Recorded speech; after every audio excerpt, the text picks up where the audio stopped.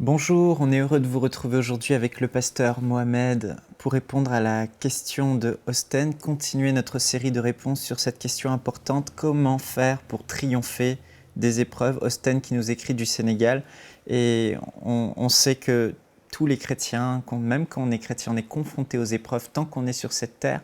Mais le pasteur Mohamed nous a amené une perspective un peu différente, celle de Jacques chapitre 1, qui dit que euh, on doit considérer les diverses épreuves par lesquelles on passe comme un sujet de joie complète parce que, hormis les épreuves qui ne sont pas réellement des épreuves, mais qui sont des difficultés qu'on traverse parce qu'en fait on a fait des mauvais choix ou on a commis des péchés, ici on ne parle pas de ce type de difficultés qu'on peut traverser ou comme on l'a dit dans la première émission, que simplement si vous vous repentez de vos péchés, Dieu vous pardonne et cette épreuve, vous en ressortez vainqueur, ou des mauvais choix que vous faites ou des mauvaises attitudes que vous avez, vous changez d'attitude et l'affaire est simplement réglée, comme on l'a dit.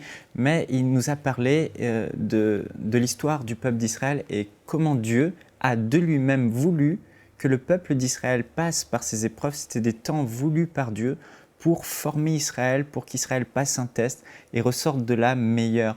Et dans notre vie, Dieu veut qu'on passe par ce type de situation parfois difficile, mais il le veut parce qu'après l'épreuve vient la récompense, vient l'élévation, vient la promotion, et on ressort de là meilleur. Et aujourd'hui, on va parler de ce premier type d'épreuve dont Pasteur Mohamed, tu nous as parlé, qui est la privation des besoins essentiels. La privation des besoins essentiels, effectivement. Donc, est-ce que tu peux nous rappeler un peu de quoi il s'agit? Ok. Mais comme tu l'as signalé, nous allons répondre donc à la question d'Osten en plusieurs étapes, en citant parmi les 10 grandes catégories d'épreuves. On ne pourra pas toutes les faire, on va citer quelques-unes. La première épreuve, comme je l'ai dit, on retrouve ces caractéristiques en étudiant l'histoire d'Israël, comment dirais-je, durant sa traversée du désert. Je dirais sa première traversée du désert. Voilà. Parce qu'il y a la première traversée où Israël échoue à entrer et Dieu dit à Israël, vous allez faire maintenant 40 ans. Voilà. Et si vous lisez ces histoires, c'est vraiment merveilleux. Bon, difficile pour Israël à l'époque. Voilà, mais dans les 40 autres années, ils ont refait les 10 épreuves. Ils ont refait les 10 épreuves. Vous les voyez qui se répètent vraiment parallèlement, c'est extraordinaire.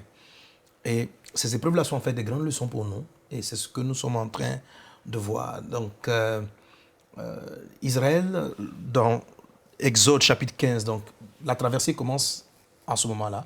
Israël vient de traverser la mer. Ils sont de l'autre côté, ils célèbrent Dieu.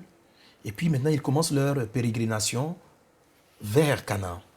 Et là, pendant 3 jours, en Exode chapitre 15, verset 22, Israël ne va pas avoir d'eau à boire. C'est une épreuve, c'est difficile. C'est incompréhensible comme on a un grand Dieu qui peut tout, qui a ouvert la mer en deux, qui a fait toutes ces choses-là et qui peut pas nous donner de l'eau.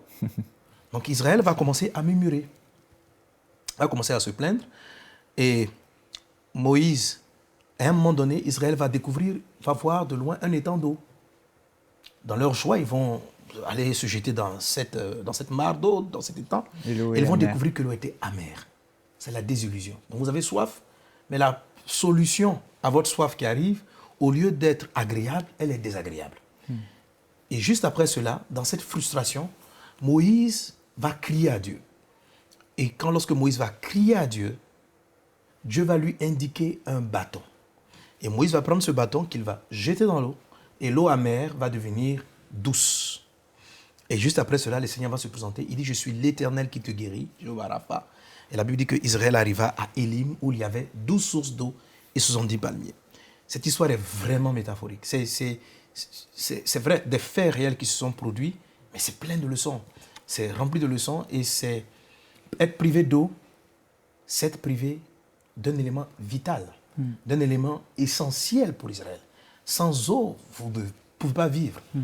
Le désert 1 ou l'épreuve 1 a donc cette caractéristique, c'est qu'il vous manque dans votre vie quelque chose qui est réellement essentiel, qui est indispensable pour votre équilibre physique, moral, spirituel, émotionnel.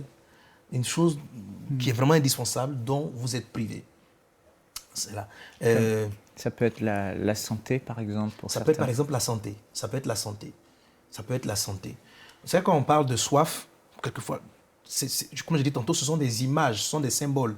En Jean chapitre 7, verset 37, Jésus dit, venez à moi, vous tous qui avez soif. Si vous buvez de mon eau, des fleuves d'eau vive couleront de votre sein. Je lis littéralement, il dit, le dernier jour, le grand jour de la fête, Jésus se tenant debout s'écria, si quelqu'un a soif, qu'il vienne à moi et qu'il boive. Celui qui croit en moi, des fleuves d'eau vive couleront de son sein, comme dit l'Écriture. Bon, Jésus n'est certainement pas en train de parler de l'eau physique que nous buvons tout le temps. Donc Jésus présente d'autres types de soif. La soif est vaste. Elle peut toucher différents aspects. C'est comme ça que vous arrivez à catégoriser que vous êtes confronté à un désert de catégorie 1 et vous arrivez à avoir le traitement qu'il faut, la solution adaptée. Jean chapitre 4, Jésus rencontre la femme samaritaine. Jésus dit, donne-moi de l'eau à boire. La femme dit, mais moi, toi tu es un juif, pourquoi tu me demandes de l'eau à boire à moi qui suis une samaritaine? Jésus dit, si tu savais celui qui te demandait à boire, tu l'aurais toi-même demandé à boire. Il dit, parce que moi, l'eau que je te donne, si tu bois, l'eau du puits, si tu la bois, tu auras toujours soif. Mais si tu bois de la mienne, tu n'auras plus jamais soif. La femme lui demande, donne-moi de cette eau. Et juste après qu'elle ait demandé à Christ, donne-moi de cette eau, Jésus n'a pas fait de prière pour faire apparaître une eau. Il lui dit, va chercher ton mari. Directement après, va chercher ton mari. Quel lien le mariage a à voir avec cette histoire d'eau qui désaltère pour toujours? Mais ça a à voir. Ça a à voir. Et Jésus dit à cette femme, la femme dit, je n'ai pas de mari. Il dit, tu as raison de dire que tu n'as pas de mari, parce que tu as eu 5 maris, et celui avec lequel tu es n'est pas encore ton mari. En fait, c'est là maintenant que, quand je suis arrivé sur ce passage, c'est là que tu as ouvert mes yeux. Je dis, waouh, de quoi parle-t-il en fait? La dame pensait que Jésus était en train de lui parler de l'eau du puits. Mais Jésus, dès le début, était parti faire une soif que cette femme avait, qui l'avait amené à avoir 5 maris consécutifs. Vous imaginez 5 mariages, c'est énorme. C'était le besoin affectif. Un besoin affectif que ces différents conjoints n'ont pas pu satisfaire. Jésus a dit, tu es avec un 6e qui n'est pas encore ton mari.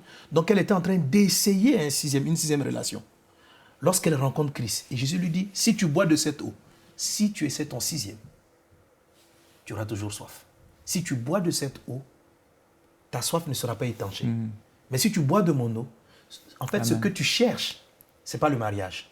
Tu as un vide affectif qui ne peut pas être comblé par ce que tu es en train de chercher, lui dit Jésus. Donc, on a ici l'exemple manifeste d'une femme dont la soif était une soif affective. Et c'était tellement essentiel pour elle qu'elle a dû faire 5 mariages où elle est en train d'essayer encore un 6e pour essayer d'étancher la soif. Donc, privé d'eau pendant 3 jours pour Israël, pour chacun d'entre nous, ça peut être privé, comme je dis, des besoins essentiels. Comment on peut appeler un besoin? Qu'est-ce qu'on peut décrire comme des besoins essentiels? C'est généralement des besoins que Dieu lui-même a, ou bien des solutions que Dieu lui-même a données aux humains. Donc, ils sont indispensables. Il a dit, il n'est pas bon que l'homme soit seul. Ce n'est pas l'homme qui a dit, je trouve que je dois me marier. Le mariage peut constituer pour des personnes, parce que le mariage comble des vides affectifs, des besoins essentiels. Un besoin essentiel. C'est Dieu qui a dit que l'homme va procréer. Dieu les bénit en disant, soyez féconds. Avoir des enfants. Un couple qui n'a pas d'enfants, pour certains, ce n'est pas un besoin essentiel. Mais pour d'autres, c'est un besoin essentiel. La dame de Jean, chapitre 4, son besoin essentiel n'est pas le besoin. Les besoins essentiels sont très personnels. Mais ça se sent comme besoin essentiel parce qu'ils ont une promesse quelque part. En fait, c'est qu'un fait biblique que normalement, un homme doit avoir cela. Un couple doit avoir des enfants et ils n'en ont pas. Ils sont privés, ils ont une certaine soif. Ils ont une certaine soif et ils en sont privés. Donc on a l'exemple de Anne, la mère de Samuel. L'épreuve que Anne a connue est une épreuve de catégorie 1. Jésus rencontre en Jean chapitre 9 un aveugle de naissance. Les disciples lui disent, pourquoi il est aveugle? C'est parce qu'il a péché ou ses parents ont péché? Jésus dit, c'est pour la gloire de Dieu. Être privé de la vue, ce n'est pas un luxe. On peut vivre sans la vue. Mais être privé de la vue, c'est quelque chose de très essentiel. Un besoin essentiel est une chose qui ne se présente pas dans votre vie comme étant un luxe. Par exemple, un couple qui a 3 enfants, qui désire avoir un 4e. Le 4e n'est pas forcément essentiel, mais ça leur fait plaisir peut-être d'équilibrer un peu leur couple, d'équilibrer un peu leurs enfants, d'avoir 2 garçons, 2 filles, je ne sais pas. Donc, il faut faire la différence entre nos besoins et les besoins qui sont essentiels. Les besoins qui sont essentiels, je ne dirais pas qu'ils sont vitaux forcément, mais ils sont indispensables au bon fonctionnement de l'être de la personne, sur le plan affectif, physique, spirituel, moral, dans tous les domaines. Pour certaines personnes, travailler, la Bible dit, c'est à la sueur de ton enfant que tu gagneras ton pain. Donc quand vous ne trouvez pas le travail, pour gagner du pain. C'est un besoin essentiel. Mais alors, comment faire pour triompher de ces épreuves de besoins essentiels? Voilà. La première des choses, comme Jacques l'a dit, le texte que tu as cité tantôt, c'est qu'il faut regarder comme un sujet de joie. Donc, toutes les épreuves révèlent ou cachent des trésors. Le désert est riche. Vous remarquez aujourd'hui, les pays qui sont dans les zones désertiques, si vous leur demandez de changer de territoire, ils vous diront non. À cause du pétrole. Ah oui, on découvre des choses. Donc, chaque désert recèle un trésor. Et dans l'histoire physique d'Israël, ce qui s'est produit, c'est que juste après ça, ils ont rencontré une oasis. Dans d'autres séries, je traite cet enseignement en disant transformez vos déserts en oasis. Voilà. Ou bien découvrez les oasis qui sont cachées dans vos déserts. Chaque désert recèle un trésor. Le désert 1 a la particularité de vous révéler votre destin. Je ne dirais pas votre destin, mais plutôt votre mission. Votre mission sur la terre. Voilà. Le désert du besoin essentiel révèle notre destin sur la terre. Le besoin essentiel, lorsqu'il se présente à vous, la résolution de ce désert va vous révéler, va vous montrer qui vous êtes et où vous allez. La plupart des hommes qui arrivent à comprendre le sens de leur vie, c'est parce qu'ils sont arrivés à résoudre un besoin, ils sont arrivés à traiter autrement un besoin essentiel. Vous connaissez pas, je donne l'exemple de Louis Braille. Vous voyez, sans l'écriture Braille, combien d'aveugles seraient restés sans connaissance, sans formation? Mais ce jeune homme a été privé de la vue à l'âge de 3 ans. Ça ressemble à un désert 5 aussi, c'est un désert de privation, mais c'est un désert d'arrachement. Mais il était privé des besoins essentiels de la vue. Au lieu de se morfondre, il a eu une autre attitude. Ça lui a donné de découvrir, de mettre en place un système d'écriture. Jésus a dit, si quelqu'un a soif, qu'il vienne à moi. Et l'eau que je lui donnerai deviendra en lui une source d'eau vive qui alimentera plusieurs. Lorsque Dieu vous donne de son eau, Jésus vous révèle l'eau par rapport à ce vide intérieur en vous. Non seulement vous êtes désaltéré, mais plusieurs autour de vous sont désaltérés. Donc la mission de chaque être humain, c'est de désaltérer certaines personnes dans sa vie. Nous naissons tous pour être une source de bénédiction. Mais dans quoi est-ce que nous serons une source de bénédiction? Ce pourquoi nous serons une source de bénédiction est d'abord présenté dans notre vie comme étant un besoin qui est indispensable pour nous, dont nous sommes privés. Lorsque nous arrivons à résoudre le problème, paf, notre vie devient une bénédiction pour les gens. Amen. Bon, avec mon épouse, on est passé par des temps difficiles avec notre fils, notre tout petit garçon. Il est tombé malade pendant 5 mois. On a tout essayé, ça ne fonctionnait pas. Et puis là, on est sorti victorieux en criant à Dieu, justement. Tu vas pouvoir nous parler des clés qu'il faut avoir, de la bonne attitude. Mais ce fameux soir-là, ma femme a crié à Dieu et elle a parlé avec autorité à la maladie. Et mon fils a été miraculeusement guéri. Wow. Et après cette histoire-là, dès le lendemain, on voyait déjà la manifestation de la guérison. Cette histoire, on l'a racontée à d'autres. Même quand je vais à certains endroits, je la prêche et je vois des résultats vraiment extraordinaires. Oui, mais à travers cette histoire, justement, ça a révélé quelque chose en ma femme et en moi qui a fait qu'aujourd'hui, déjà notre foi a grandi. Et puis en la racontant, en prêchant aux autres, ça suscite en eux la foi, l'inspiration, et puis ils reçoivent eux aussi leur guérison. Celui qui boit de mon eau, des fleuves d'eau vive couleront de son sein. Donc, non seulement Dieu a désaltéré en guérissant l'enfant, mais de cette histoire, il a créé une vie nouvelle pour plusieurs. Quand vous prenez une dame qu'on aime tous, peut-être je te donne comme ça, Joyce Meyer, aujourd'hui, la qualité de ses messages vient des souffrances et de la soif qu'elle a eue. Le vide qu'elle a eu. Quand vous regardez des grands chants, des gens qui chantent avec une grâce particulière, ce par quoi ils bénissent les gens, ce n'est que le succès à un désert 1. Ils ont été privés d'une chose essentielle et ils ont eu une certaine attitude. Et l'attitude est décrite justement dans l'histoire de Moïse avec Israël. Donc, ceux qui n'ont pas cette attitude ne résolvent pas le désert 1. Ils vont peut-être passer au désert 2, mais sans savoir exactement quelle est leur signature. Donc, ce désert 1-là, pour vous, a révélé en vous une forme de don de guérison et de consolation. Moi, j'ai traversé un désert 1 sur le plan affectif, privation de besoins affectifs vis-à-vis de mes parents, qui a créé des dommages dans mes relations conjugales. Mais ça m'a donné un message sur l'âme, sur les guérisons intérieures, qui a nourri énormément de gens dans le monde et qui caractérise la particularité de mes ministères. Je crois que sans cette douleur-là, je n'aurais pas eu ça. L'apôtre Paul dit, si nous sommes consolés, c'est pour votre consolation. Donc, Dieu étanche nos soifs. Vous avez soif, vous qui m'écoutez, parce que vous allez abreuver plusieurs personnes. Et vous devez distinguer c'est quoi cette soif? Et puis avoir les attitudes suivantes.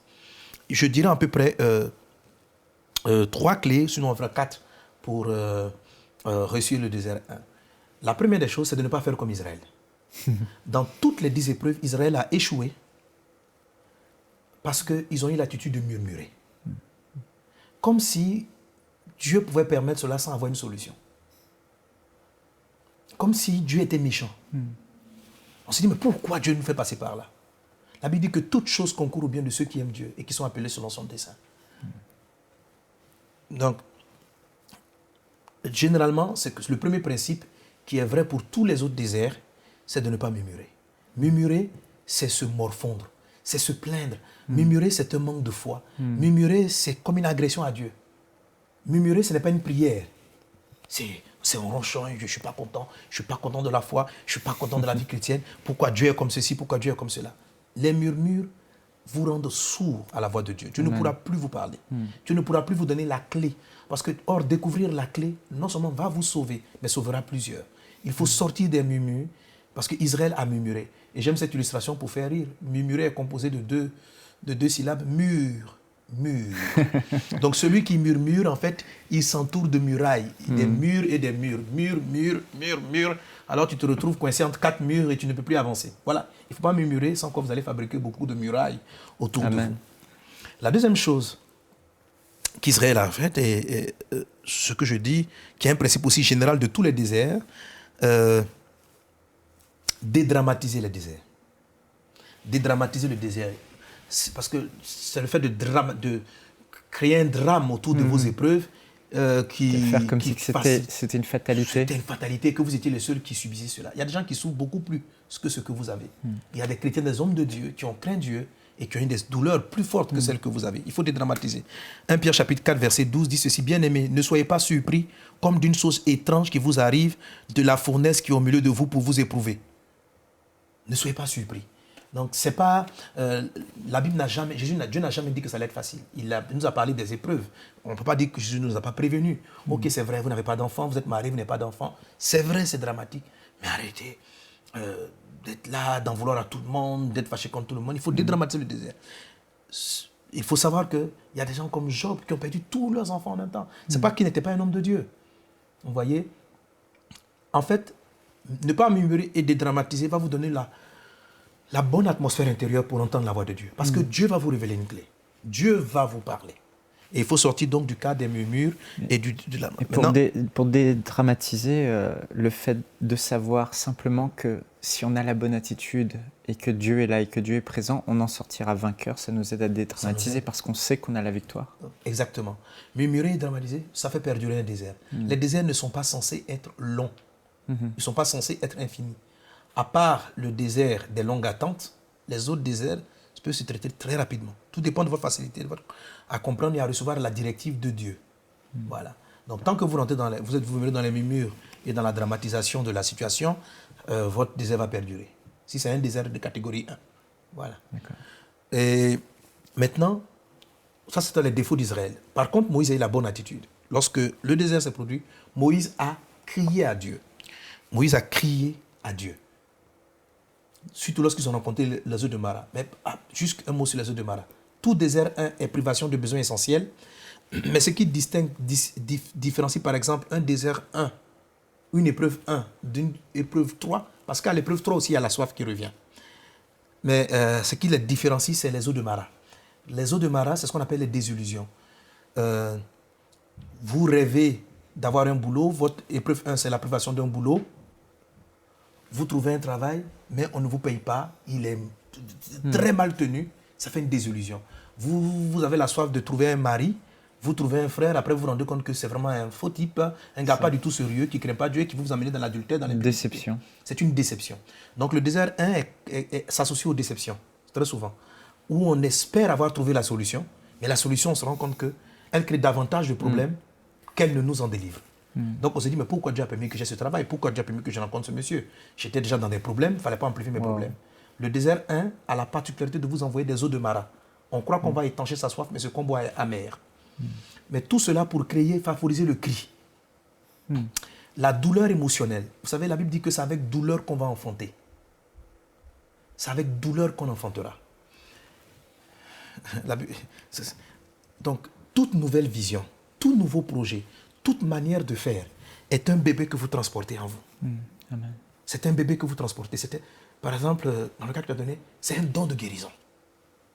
Mais ton épouse et toi êtes enceintes de ce don. Étiez enceinte de ce don. Pour qu'il se déclenche, l'enfant, il y a la soif, il n'y a pas la santé dans l'enfant. Voilà. Et on tente des médicaments parce que Dieu ne veut pas ces genres de remèdes. Parce que c'est ce que tout le monde fait. Alors quand tout le monde a la même solution, ces solutions-là vont vous donner que des déceptions. Vous allez boire des maras. À un moment donné, vous en avez marre. Et vous faites monter une prière. Le cri n'est pas un cri, c'est pas un volume de voix. Quelquefois quand on crie, on ne parle même pas. On a juste les larmes qui tombent là et puis on murmure. C'était la prière de Anne. Anne n'avait pas d'enfant. L'eau de Mara de Anne, c'était Pénina. Pénina la mortifiait tout le temps. Je crois que Anne peut-être serait contentée de ne pas en avoir. Mais Dieu voulait que Anne, non seulement ait l'enfant, mais qu'elle devienne une bénédiction pour tout Israël. Parce que l'enfant qu'elle a eu, c'est Samuel qui est devenu une bénédiction pour l'humanité. Sans Samuel, il n'y a pas le grand David. Donc Dieu voulait bénir le monde. Elle passe par un désert 1. Elle n'a pas d'enfant. Et lorsqu'elle veut s'en passer, parce que son mari la console, on lui amène Pénina. Pénina dit, oh, se moque d'elle. Et ça crée davantage de la douleur dans l'âme, de l'amertume. Mais Anne ne va pas se plaindre contre les gens. Elle ne s'en plaint pas à son mari. Elle va voir Dieu. Et elle rentre dans le temple. Ce jour-là, elle n'était pas habillée de manière de luxe parce qu'on a pensé qu'elle était ivre. Et elle murmurait. Le prophète a cru qu'elle était ivre. Madame, fais passer ton vin. Elle dit, je ne suis pas ivre, c'est la douleur de mon âme.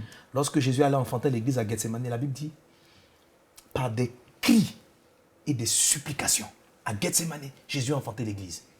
C'est là que la victoire s'est produite. Quand Jésus est arrivé, il a dit, tout était accompli là. Après, il a abordé la croix facilement.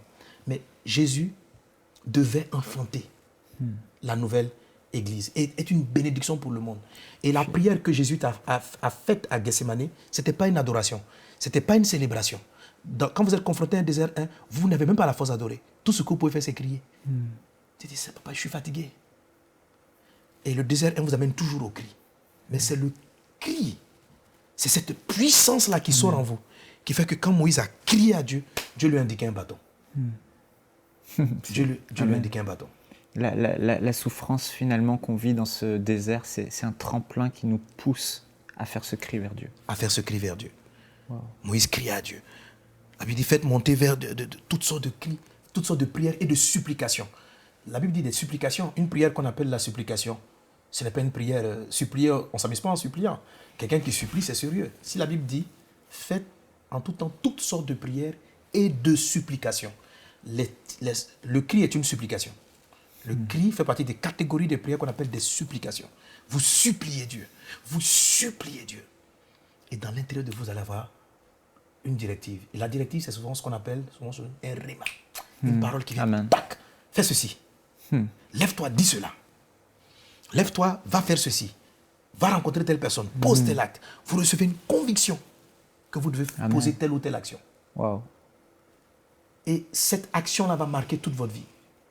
Ça va être une...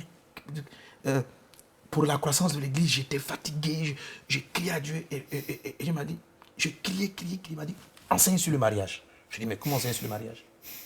Et dès que j'ai commencé à enseigner sur le mariage, l'église a quitté 200, on est passé à 500, là, avant la fin on était près de 1000 personnes. Et après, c'est une directive. Ce n'est pas une directive que tout le monde reçoit. La Bible dit, dans le livre de Osée, je crois, il dit, je veux t'attirer dans le désert pour parler à ton cœur. Parler à ton cœur, ouais. Dans le désert, dans l'épreuve, Dieu n'a pas envie qu'il y ait beaucoup de gens. Le désert est une zone où Dieu vous veut seul à seul. La plupart des prières du désert ne se prient pas en groupe. Ce n'est pas une affaire d'appeler 10 frères pour aller prier. Le désert, c'est l'endroit où Dieu vous parle seul à seul. Où Dieu va vous révéler qui vous êtes, ce qu'il a déposé en vous. C'est pourquoi il faut regarder le désert avec ce jeu de joie. Et quand on est confronté à une catégorie 1, un besoin essentiel, c'est qu'il est vraiment essentiel. C'est ce qui nous amène à crier. Si ce n'était pas un besoin essentiel, si par exemple tu veux un téléphone, que tu ne l'as pas, pourquoi tu vas crier pour ça? Voilà. Mais on crie pour ce qui est vraiment essentiel. On crie pour ce dont on a l'impression qu'on ne peut pas vivre sans ça. Et si on a envie d'éviter le besoin essentiel, Dieu nous le ramène. Il dit, tu sais que c'est important pour toi d'avoir cela. Mais regarde, ton enfant est tout malade, il faut qu'il soit guéri. Voilà. Un besoin essentiel s'impose à vous. Et vous ne pouvez pas vous en départir. Vous ne pouvez pas dire, bon, je vais vivre ma vie comme ça. Les autres peuvent vivre leur vie ainsi, mais vous pas. Vous discernez là que vous avez une soif. Il ne faut pas l'oublier, il ne faut pas dire, je vais vivre sans ça, c'est le temps de Dieu. Non, non, non, non, non. Vous devez monter devant la croix. Vous devez aller devant le trône, parler à papa, jusqu'à ce qu'il se révèle à vous. Amen. Vous devez crier jusqu'à l'entendre. Amen. Et ce jour-là, vous allez recevoir une direction qu'on appelle le cri. Le cri, pardon, vous allez crier. Dieu va vous révéler une directive, un réma. Un réma. Et quand Moïse a jeté le bâton dans l'eau, l'eau est devenue Alléluia. douce. Donc, et il dit, je suis l'Éternel qui te guérit. Donc, Dieu vous console, il vous guérit. Et juste après ça, Israël tombe sur le désert d'Élim. On a Exode 15, 25, 27, où il y avait 12 sources d'eau et 70 palmiers. Wow. Et votre vie maintenant, à partir de là, devient, waouh, une source de bénédiction. Tous les grands ministres de Dieu qui prêchent un message particulier, unique, sont passés par un désert. Amen. Tout prédicateur qui prêche ce que tout le monde prêche, qui est tout ce que tout le monde fait, est un serviteur de Dieu, mais n'a pas traversé un désert 1, ou il n'a pas réussi à son désert 1. Quand vous réussissez le désert 1, vous ne faites plus de copies. En tout cas, dans le domaine dans lequel vous êtes. Sur les autres aspects. Le désert 1 peut être récurrent. Donc, moi, chaque fois qu'il arrive dans ma vie, je comprends que Dieu va ajouter une nouvelle source à ma vie. Il y a à peu près 12 sources d'eau. Donc, un homme est capable de manifester 12 capacités, 12 dons et 12 capacités différentes, en fait, telles que j'ai compris le passage. Wow. Merci, pasteur Mohamed. Frères et sœurs, vous qui nous regardez, c'est vraiment extraordinaire. Et cette approche qu'on voit du désert numéro 1, de la privation des besoins essentiels, je peux vous assurer, ce que pasteur Mohamed le dit pendant qu'il parlait, je réalisais, mais c'est exactement ce que j'ai vécu.